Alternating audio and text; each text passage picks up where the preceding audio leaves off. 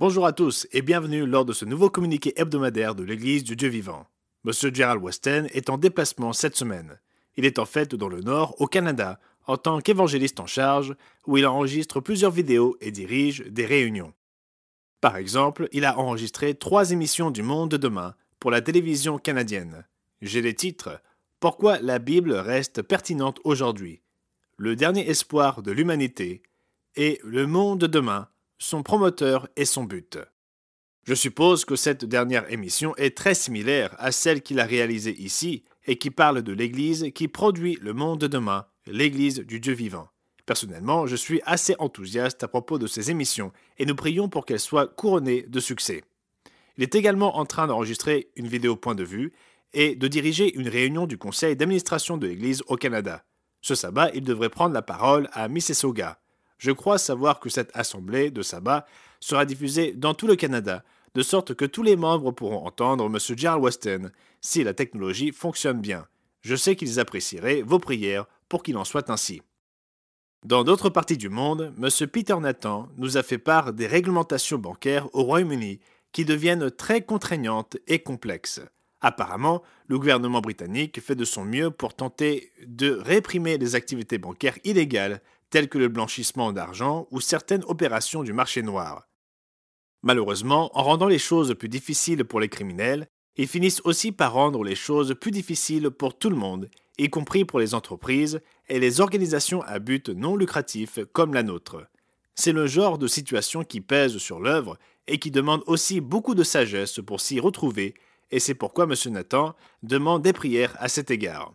Nous devrions tous, à plus forte raison, prier que ton règne vienne, afin que nous ayons une époque sous le règne de Jésus-Christ, où l'humanité prendra les 8e et 9e commandements plus au sérieux qu'elle ne le fait aujourd'hui. M. Winner Pierre était récemment au siège central pour enregistrer des programmes radiophoniques en français pour l'Afrique francophone. Il s'agit d'un projet radiophonique très intéressant pour ces régions d'Afrique. Nous avons pris les scripts rédigés par M. Dibar Apartian et nous les enregistrons pour l'Afrique francophone. En entendant le rapport et le nombre des émissions enregistrées par M. Pierre pendant son séjour, nous sommes tous arrivés à la conclusion que M. Winner Pierre est apparemment une machine à enregistrer. Il en a enregistré un grand nombre et nous sommes très enthousiastes quant aux perspectives de ces émissions radiophoniques en Afrique francophone. Ici à Charlotte, nous avons enregistré cette semaine une émission télévisée du Monde de demain. En fait, je l'ai enregistrée aujourd'hui, mercredi, une émission centrée sur la façon de retrouver le vrai christianisme.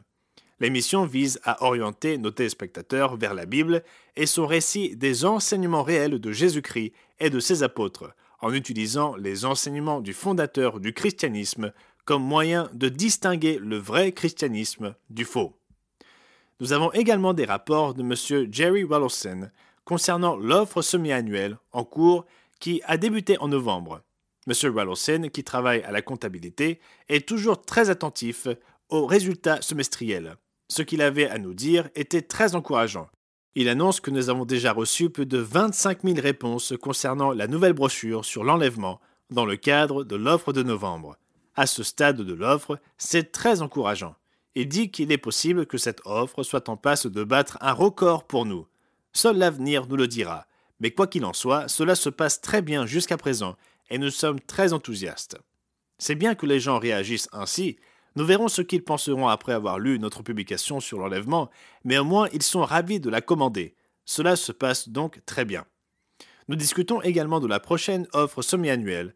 Si vous vous souvenez bien, les offres semi-annuelles de l'Église ont lieu 2 fois par an et nous proposons un nouvel article de littérature à chaque fois. La dernière a eu lieu en novembre, la prochaine aura lieu en mai 2025.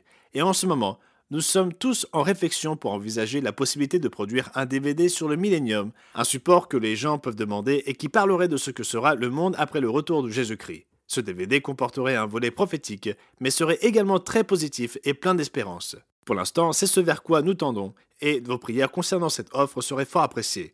Donc c'était Wallace Smith pour l'Église du Dieu vivant, pour la semaine se terminant le 14 décembre 2024.